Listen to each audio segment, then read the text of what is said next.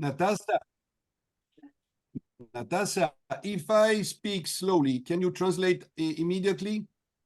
No, but I believe that all our participants can understand English. Okay, fantastic. Okay, thank you. Okay, so good evening, everybody. Very excited to be with you.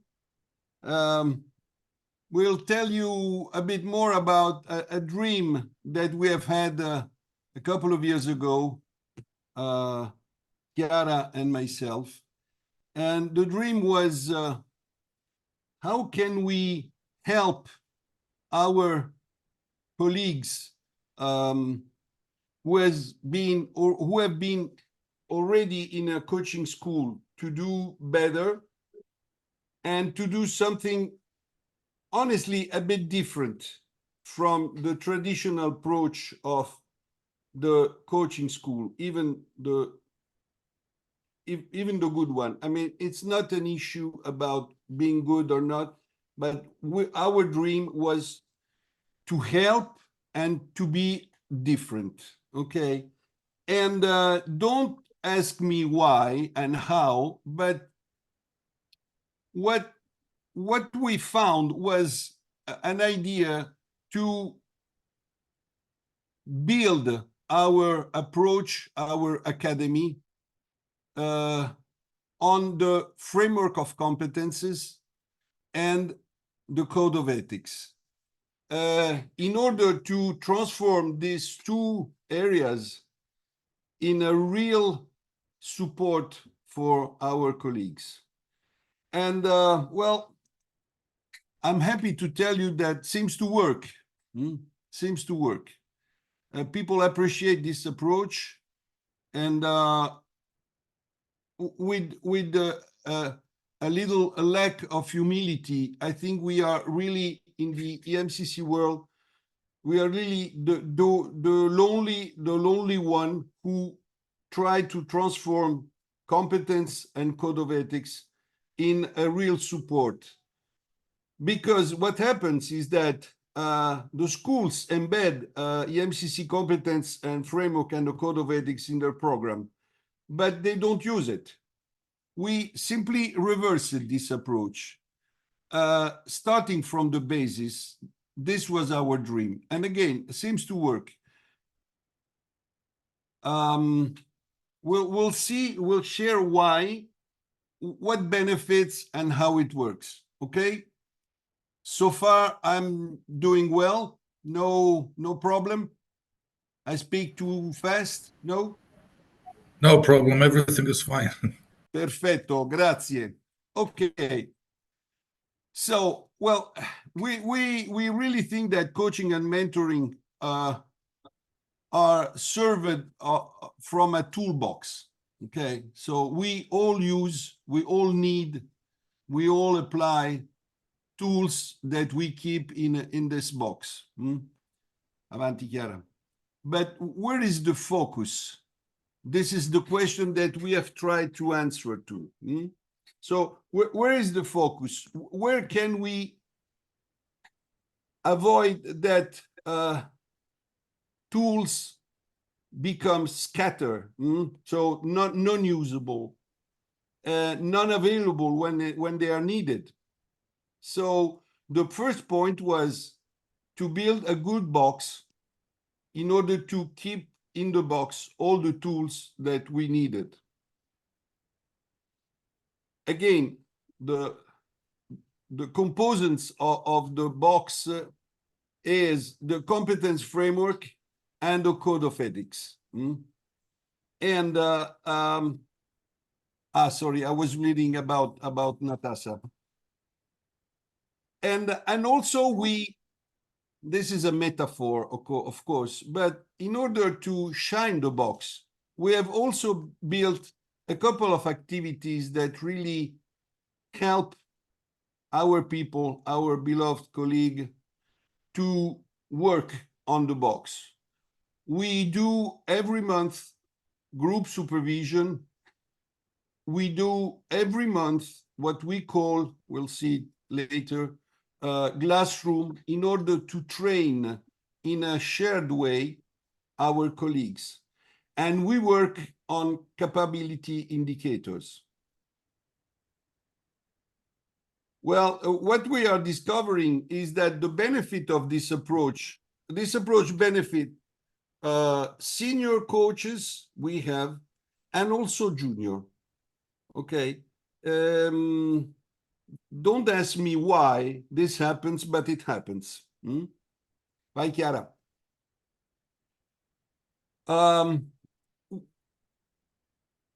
Chiara, I think that you want to go in.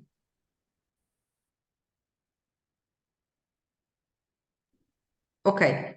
In our experience, shining the box, so having the focus on the box, not only on the tool, and shining the box, it makes us a best customer service, more self-confidence, and in coach and mentor.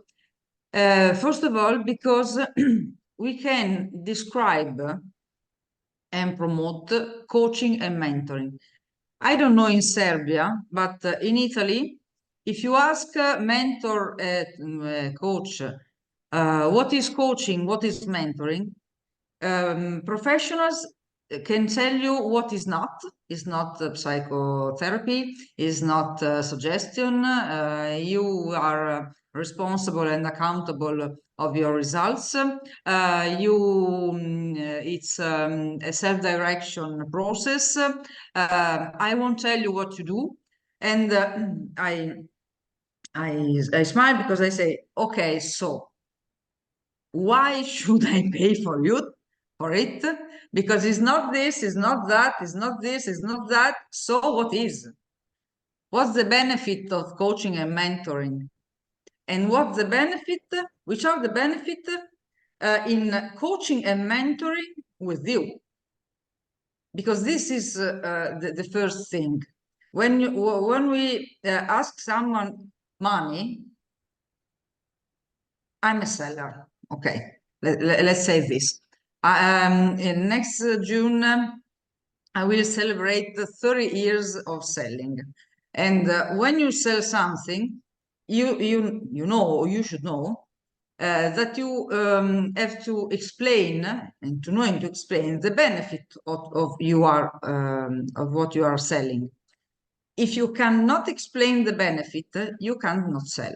It's simple.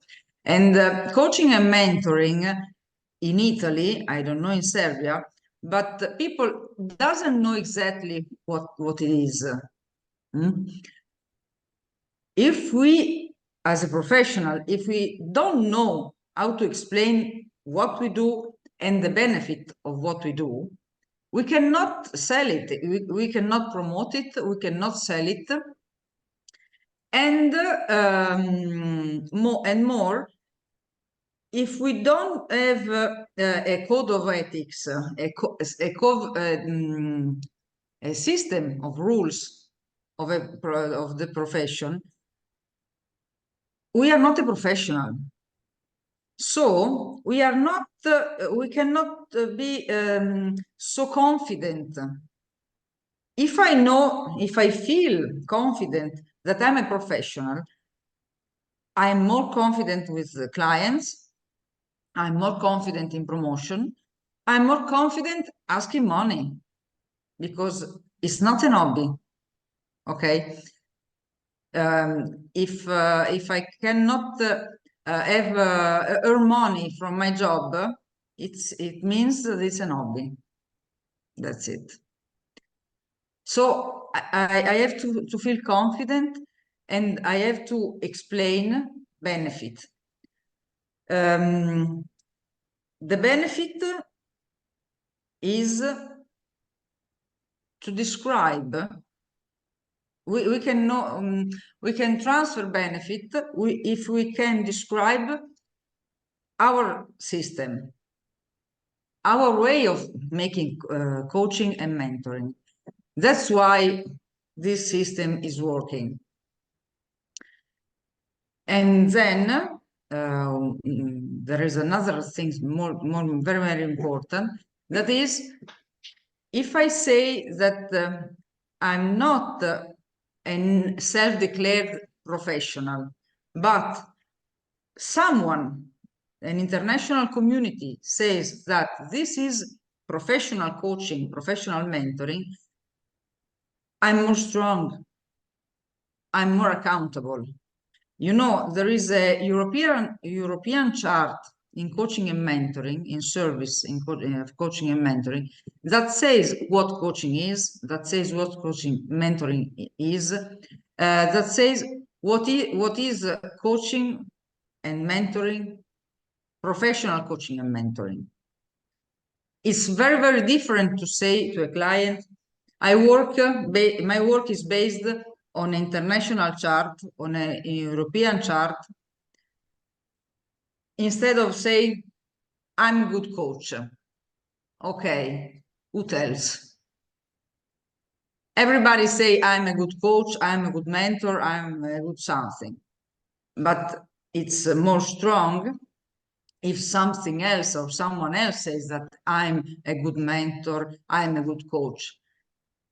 I'm a mentor and a coach that work basic on international standard. Okay. Questions about? You can make question anytime. You can say, I don't agree. It's not a problem. This is our opinion, our experience. We are not God, we say. So we don't have the real truth. Okay. What happened if I'm not confident? If I don't have this, we call it structure, okay? Something that is strong, like a building. In my past professional life, I was a real estate agent. So I usually make a very often metaphor about real estate and building, okay? So I like structure. I like something to feel strong, okay? What we observed and still observe in the world of coaching and mentoring is that this lack of self-confidence make us afraid about market. So we have a few customers. Having few customers, we do lack of practice. And making lack of practice make us lack of self-confidence. And that's why we call it the vicious circle. That is what happened so many people after a coaching school. They are afraid to promote themselves, to speak with clients, to work with clients. They are fear of the market, and they don't practice. And in our experience, when you after a coaching school, if you don't make 50 hours of practice in the next year, you lose what you learn because you don't practice. The result is so many people give up and there is no evolution. Is sound with you? Does it make sense? Have you ever seen this circle, vicious circle?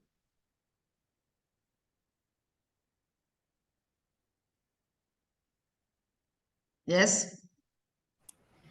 Yes, it makes sense. I Of course, agree. if you don't practice, you lose the skill. Of course, it's quite self-explanatory, right? Thanks very much. Okay. Usually Chiara, some of those coaches go to their initial professions actually. So yeah, I agree.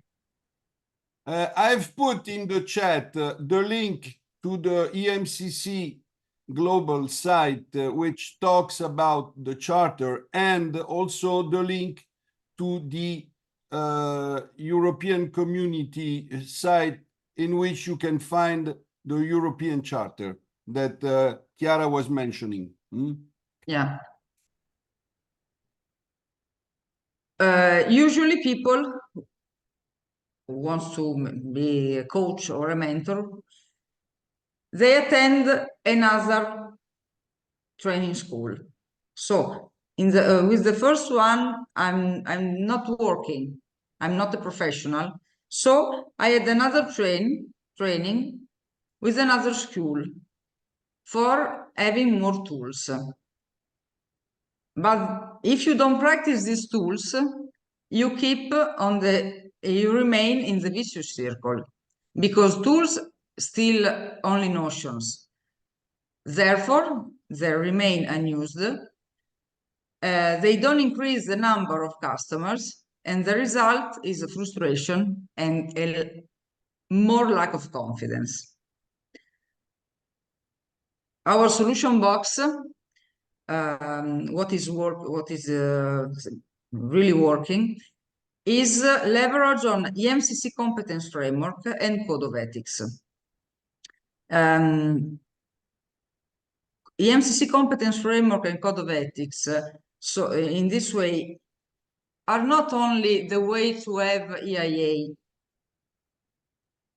Have you many EIA attendees in Serbia?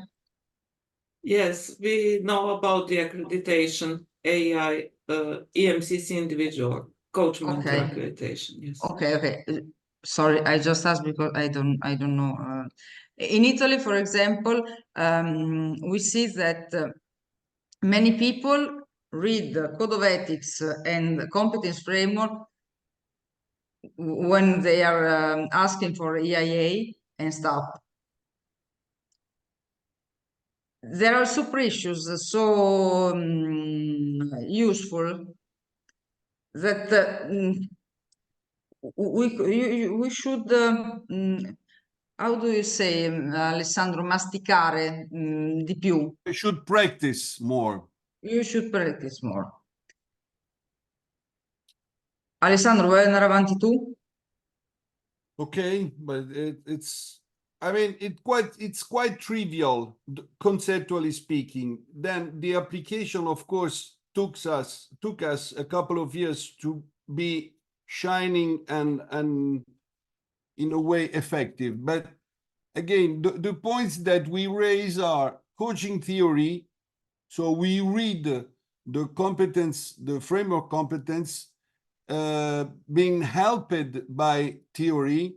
Okay, so coaching writers, management writers, psychologist writers, etc., etc. We practice, we oblige the people to practice under observation of the other members of the academy. Okay, we call this glass room. So we do this sessions of 30 minutes, and at the end of this session, we ask to the people, first of all, of course, to the coachee, what are his main gains, but this is something that it's already known. But then we ask to all the attendees to tell us more about how they have seen the application of the competence framework. Okay, so they say, well, competence 2, so and so, I saw nice the 4 and the 6 and the 7, in example, okay? And then everybody try to read the session that they have assisted with this approach. Then in always one time per month, so one time classroom and one time group supervision, we do the same thing with supervision, group supervision. We currently use very simple models like Devil, in example, Devil and Saints, okay? It's a very simple model, but it works. And again, the people, what is funny is that the colleague who tell us about her or his case is, of course, very interested. But what we discovered practicing this approach is that for the attendants, it's a tremendous school because we train them to express effective questions, short and in a very small time, very short time, because the model is based on, it's not nice to say, but in investing the victim, so the teller of the problem, with a lot of questions, very effective, and he or she do not have time to think to the answer. So they tend to answer with less cheating in some example, okay? So they sometimes they answer something even if they don't want, but then they discover that this is an important point, okay? And then in order to help them to shine toward competitors, we actively train them to prepare some dossier, okay? So one is about you, so why you should buy my services, who I am and why. And we also train them to one of the most important part of our business and our practice, the chemistry. I don't know if it happens also to you, but it happened to me that I've been losing sometimes chemistry meeting, and other people were chosen instead of me, okay? But chemistry is another technique. And so we work on this front. Of course, everything is seen through the code of ethics, but the point is that coaching, in our humble view, is a practice. So you have concept, but then you have practice. You have practice and you have reflection on your practice. And this is more or less what we organize for our colleagues, okay? Well, the result is what we call virtuous circle, okay? So people practice, they acquire self-confidence, they learn how to position themselves on the market. You want an example? We have three colleagues who comes from the financial services. Nobody before the school told them, well, why don't you position yourself as a coach that can help financial people, CFOs, controllers, administration team leaders, etc., etc., etc. And it works because, at least in Italy, in example, professional people is more happy to, or happier to be coached by people that understand also their practice. Okay, just to give you an example. This, of course, brings more customers. And again, the virtuous circles go around and around. And the people grow in confidence and also in experience and in quality at the end. Bye, Chiara.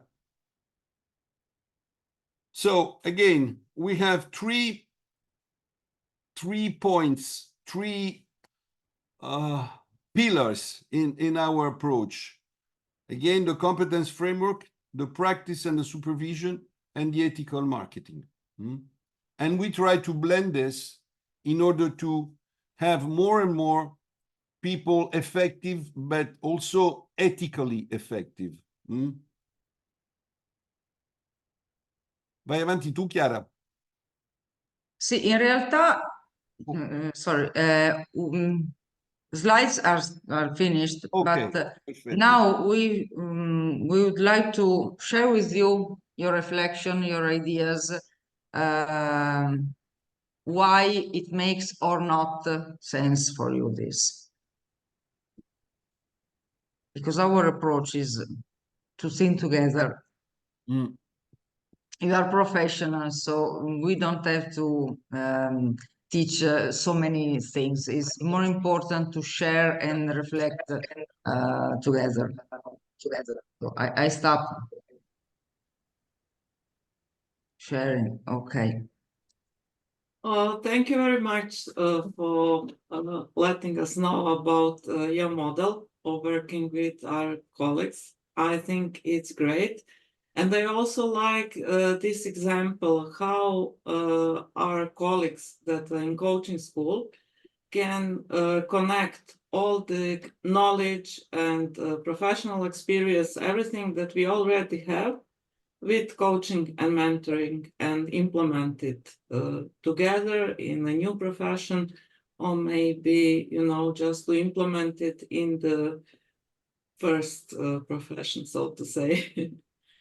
Maya, I think Maya raised her hand. Yeah. First of all, I would like to thank you for this presentation, and more above everything, for sharing your experience with us. I'm a member of, actually, I'm as of last year, I'm senior practitioner, accredited coach, but I'm a member of EMCC Global as of 2012. Actually, meanwhile, I didn't recognize the need to accredit it to myself, because it was big struggle, you know, to explain to people to what to be professional coach means, because there are, as you said, according also to your experience, a lot of coaches who are not professional, who attended several workshops, and they proclaim their self as a coaches. So yeah, I know that that we have a similar experience, but now. Last year, Natasha started an avalanche, so I think that we are very much improved. First of all, that kind of awareness, how much accreditation is necessary. We have actually two competent authorities in Serbia. One of them is EMCC Serbia. I'm a vice president of Serbian branch.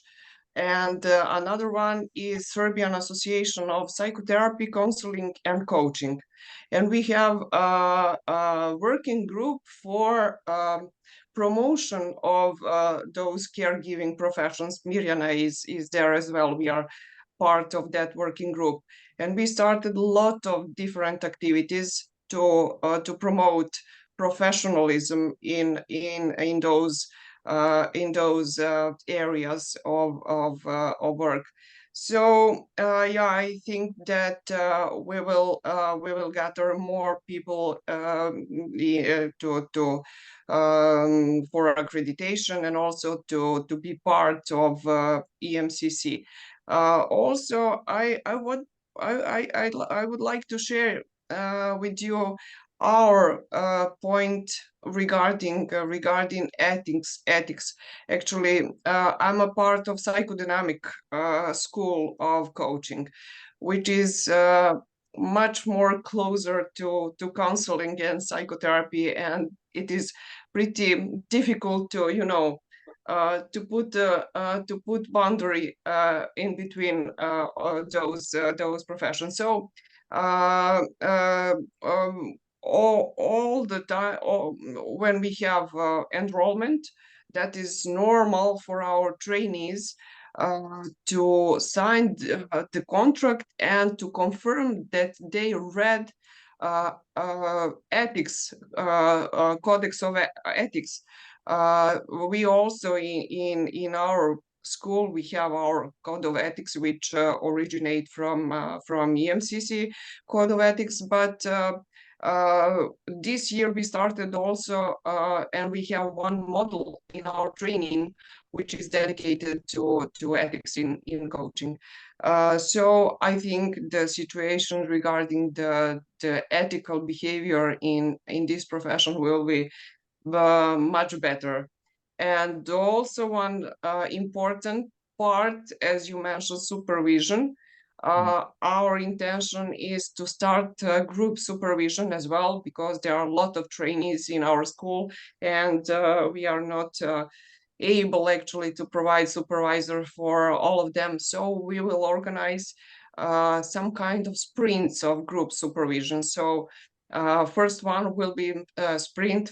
I call that break your leg sprint. So that will be for all coaches. If they pass that part of supervision, they are able to start working with the first client. The second one is a kickoff sprint of supervision. So it means that our trainees are ready to work with many different clients. And the third one is the final one.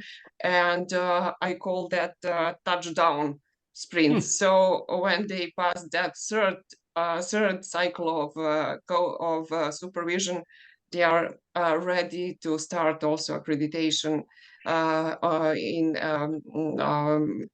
before the EMCC. So yeah, that is our experience regarding all you said now. Maybe it is important to say we also had problem for our rookie coaches how to get first client. So we have some plans also for that, and I hope it will be okay. Thank you. Grazie, Maya. Grazie. I've also added to before giving, sorry, Alexander, one second. I've also added what we have done. I mean, EMCC in Italy has driven the process of integration in the supervision with other associations, included something similar to what you mentioned, Maya, which is the Coaching Psychologist Society. Okay, and so you'll find the link in this. And supervision is really key. Think about the fact that coaching is the only practice that still don't have supervision embedded naturally, and this is a shame. Sorry, Alexander. Thank you very much. I very much appreciate this introduction, this overview, and this opportunity for an exchange of views. And I would like to refer to what Maya just said and go back to Chiara's concept that coaching is basically seen as a skill, as a practice. And there's no doubt that this is the case. Obviously, we all agree with that. But I'm interested in this concept of supervision that Maya and Alessandro later mentioned, where basically supervision doesn't necessarily relate only to the skill and to the practice, but also to the character. Sure. What do you think is the relevance of character in coaching, of values, of a convergence of values between the coach and the client, of the direction which the coaching will take, of the nature of the contract, the coaching contract between the client and the coach? I mean, obviously there are coaches that are not for every client, and not every client is for every coach, but we lack this supervision mechanism, not just for the skills. I mean, for the skills we can arrange that, but also for a deeper kind of coaching, which within an organization, within an association, would offer some feedback on whether there's sufficient convergence between the characters and the values of the coach and the client. And I'm just wondering what your thoughts on that would be. Chiara, posso rispondere io? Sì, poi dopo voglio aggiungere anch'io una cosa, perché qui ci viene... So, first of all, supervision is not, let me say, competence mentoring. It's not only, okay? I'm a supervisor, and I'm a supervisor awarded by EMCC. And what we try to do in the supervision session is also not only to drive our supervisee to better practice. Sometimes it can happen, but we try to be a support on, in example, the emotional impacts, okay, And the aim of all this is, of course, elevating the quality of the delivery of our supervisee, okay? And you see this, I have 3 types of supervisee: rookies, as Maya and Natasha has mentioned it before, middle, let me say, middle experienced colleagues, and very senior colleagues. I have the honor to supervise also people, MCC, sorry, so Master Certified Coach from ICF. And but the point is that they bring different items on which we try to support. It's a huge difference between the coaching compared to the coaching. The second point, the terms of value. Look, Alexander, the point is there is a tendency, in example, in France, I see a lot of people that accept to coach or supervise only if they share the same values of their clients. This is a choice. I don't agree. I think that we are a service practice. So, as you said, not every coach fits with every coachee, but it's not about value, or let me say more rudely, ideology. I have my supervisor is French, and he told me that now, because he's very engaged in, of course, climate warming, etc., he now do not work anymore with the main French banks, because they support petroleum companies. Like it or not, this is how the world is, our world is going. I personally don't share this approach, okay? Again, because I think that humbly, we are, as somebody said before very well, we are caregivers, either if as coach or as supervisor. This ideology added on our job, frankly speaking, it's, in my view, a bit too much. But again, this is my humble opinion. Chiara? And more, we know the first competence is about self-awareness, okay? And supervision can help you to see the blind spot. Because I agree with Alessandro, coaching, especially in coaching, mentoring is a little bit different. But in coaching, if we have the same values, can be important or not. I'm not so religious, like I agree with Alessandro. But sometimes, if our values are so different, these values can influence my practice, for example. And for me, the important thing is to be aware of this. Not I want your values, I want to have the same values, but these different values, how can make me in something not be effective, okay? Make me not effective. This is self-awareness. And reflecting in the capability indicators help us to see blind spot.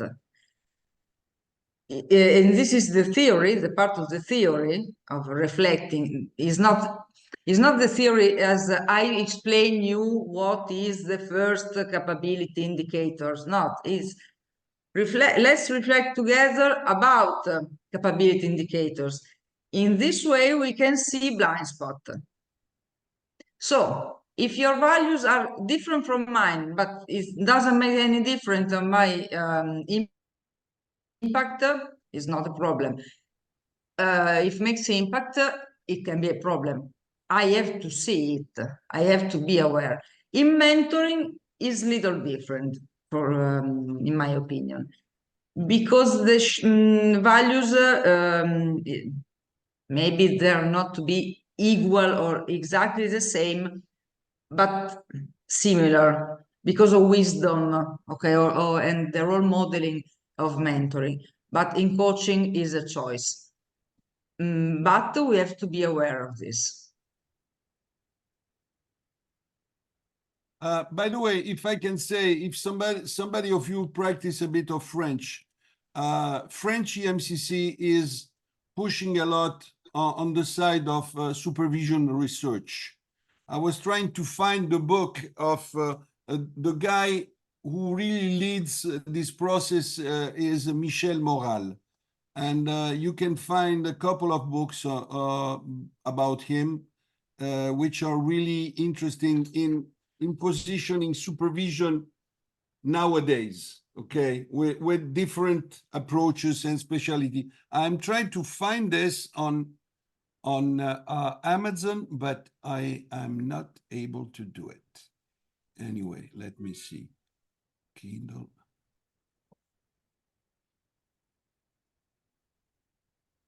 No way.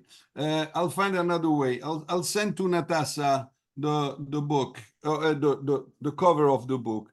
It's really interesting. If you practice a bit of French, you'll see a more sophisticated approach than the usual Anglo-Saxon approach, okay? Which is great, but not the only one. And again, I think that supervision is really the great frontier for our practice, if I may. Because it's a reflective space. That's the reason.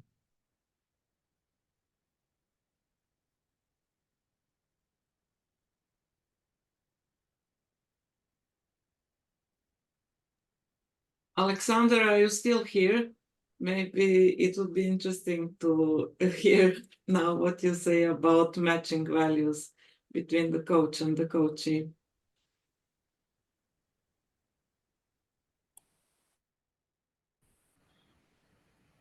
Yeah. I'm basically, I know this is obviously a personal choice by every coach, right? And we have different views of what coaching is. We some of us see coaching as a profession, some of us see coaching as closer to counseling, as something that is more personal, that requires an investment both by the coachee or client and the coach in a sense of a common matrix of values. And this is an individual, obviously individual style, individual way of conducting coaching.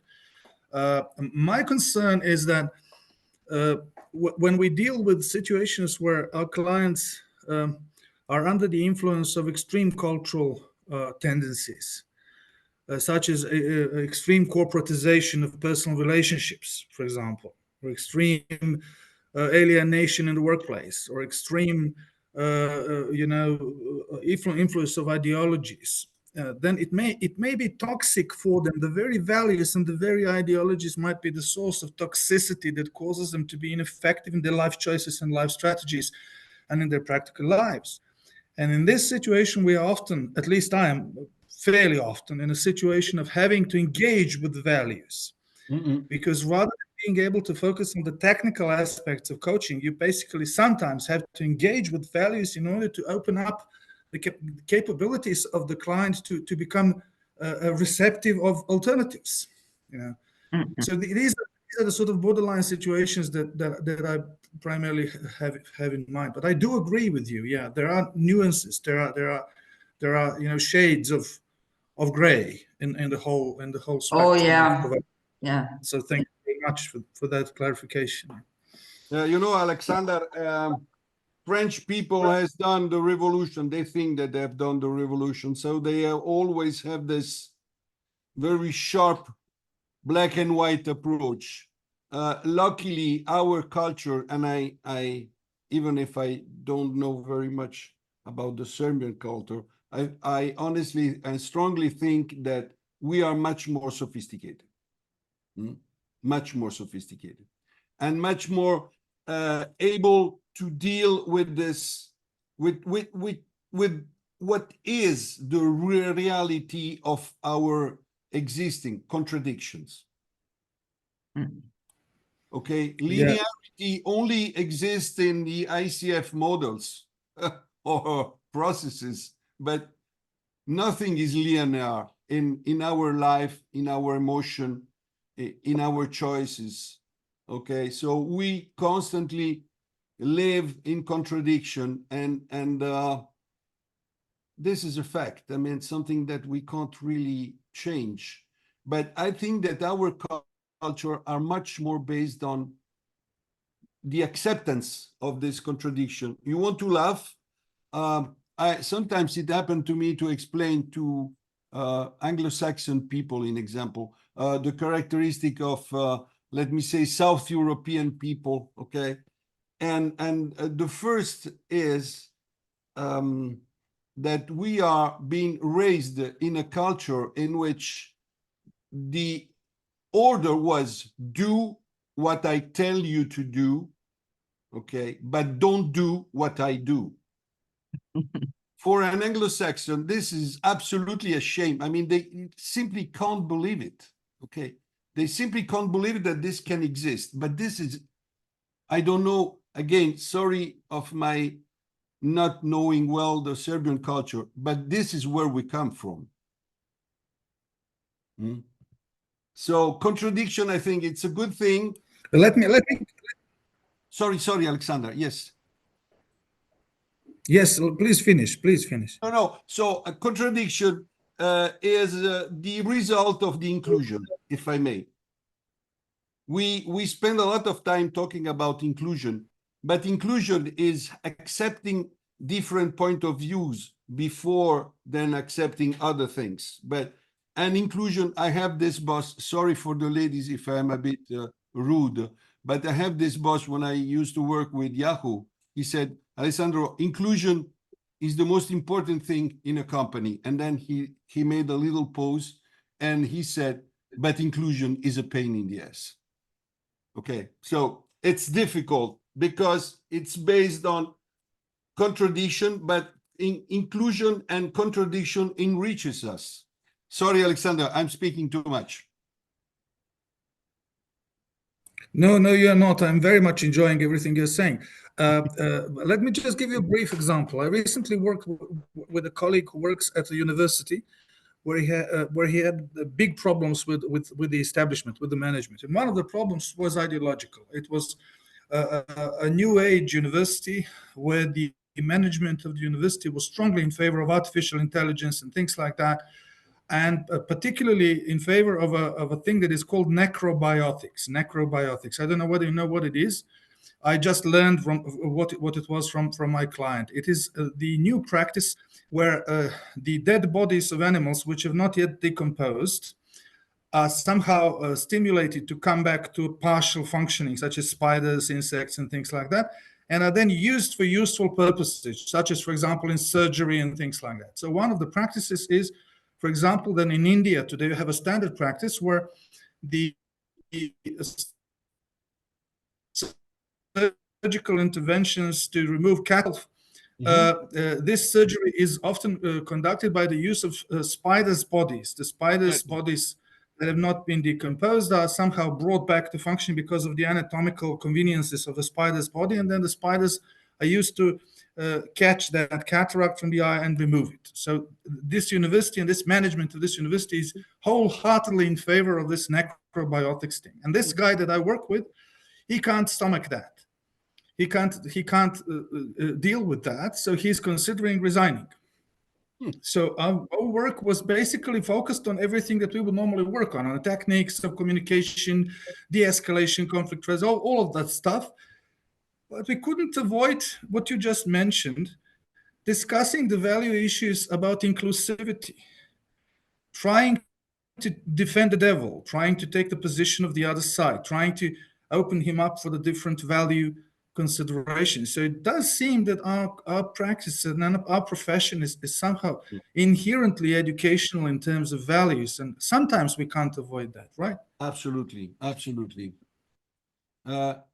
By the way, we have been discussing about counselor, etc. I just take the permission to remind you that the first declaration of the foundation of EMCC in 2000, I think, was that the framework of competence was equally useful for, okay, coach, okay, mentor, trainers, and counselors.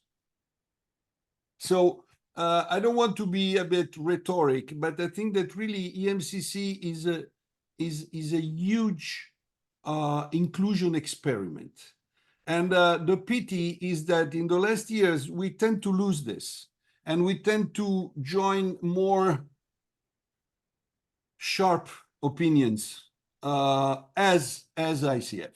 And this, I think, in humbly speaking, is a pity, because we have a real great past of inclusion. Mm-hmm. And the capability or indicators works also for counselor. We have some counselor in our team, and they studied in our academy, and using some competence, in particular, the third managing contract,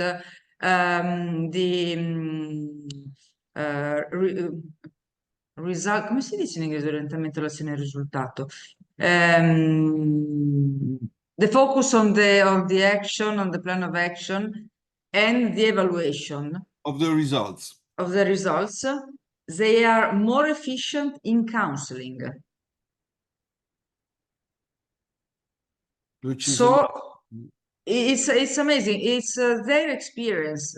They told us, you know, I'm more efficient as a counselor. So this is it's something very precious. It's like diamond, this capability in indicators, but we have to reflect about. It's not knowing. It's the base of our reflection. In this case, so that we can be very inclusive and open our mind, open our eyes, and see blind spot, and get more and more efficient and professional. Also, if doesn't matter if we are counselor, supervisor, or coach, or training. In training and in consultant, they work very well. It's like a space, okay? A space in which you can put every tools you want. Yeah, there are overlaps between those professions. They're not clear. There are overlaps. Sometimes you branch into counseling a little bit, and then into coaching. So you can't make a very clear distinction. Yeah, I understand. Yeah, I agree. But you have borders, okay? Because if we don't, when we don't have borders, we are not definitive. We cannot say what you do. I remember a client that say, okay, what's your style? What's your approach? And I say, it's based on the international standard. Tell me about framework and code of ethics. Tell me about. I said the first one, the second one, and ti ricordi, Alessandro? And at the end he said, okay, go on. The work is yours. Before it's a big company. Their thought was, I will coaching you will do this, some other will do that, and so splitting the process. After this, the sponsor, the HR, said, no, okay, go on.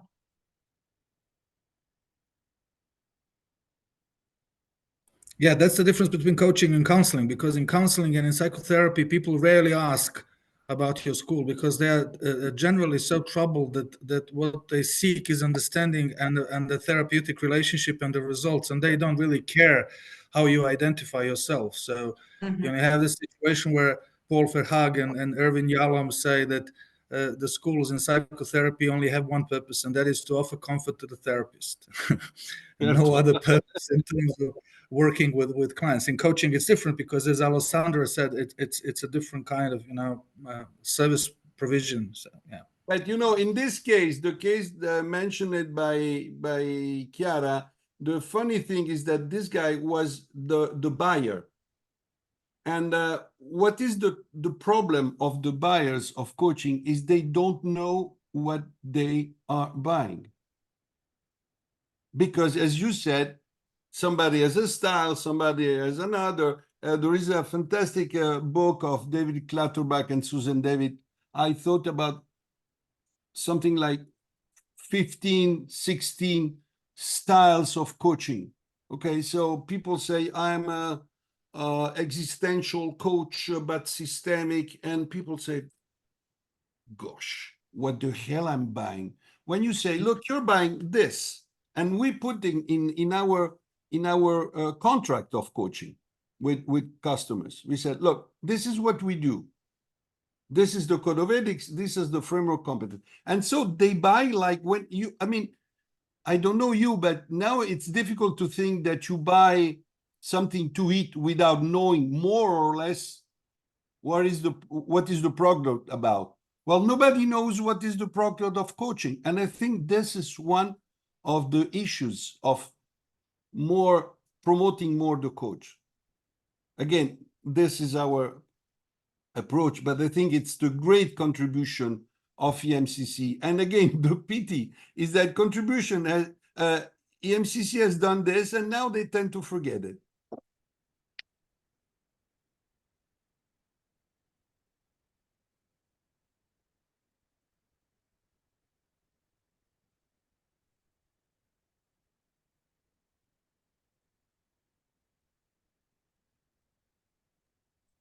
So I've put on the chat the coaching charter, the text of the coaching charter in the European Community site, and also a mention of the book of Michel Moral on the supervision for the people who is reasonably fluent in French, just in order to help.